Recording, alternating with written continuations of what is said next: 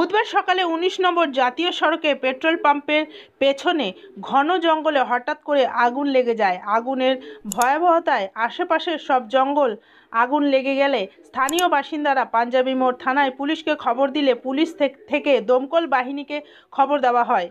জঙ্গল থেকে কিছু দূরে পেট্রোল পাম্প এবং হাই টেনশন তার থাকার কারণে স্থানীয় বাসিন্দারা আতঙ্কিত হয়ে পড়ে। দমকল ও বাহিনী আগুন নিয়ন্ত্রণ করতে सब रकम प्रचेष्टा करे आगुन नियंत्रणे आने। Green Asansol, clean Asansol. Situation नजर आ रहा है आग का, क्या सिचुएशन नजर आ रहा है आग का?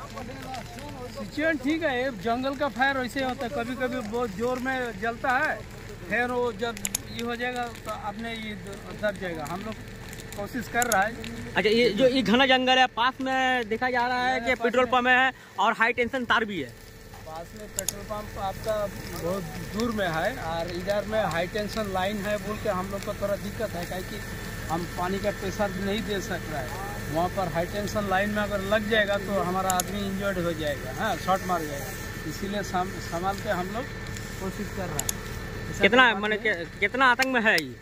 आतंक कुछ नहीं है, अभी थोड़ा देर बाद में खत्म हो जाएगा। आपका नाम पर कैसे? मेरा नाम BN मंडल, भोलानाथ मंडल।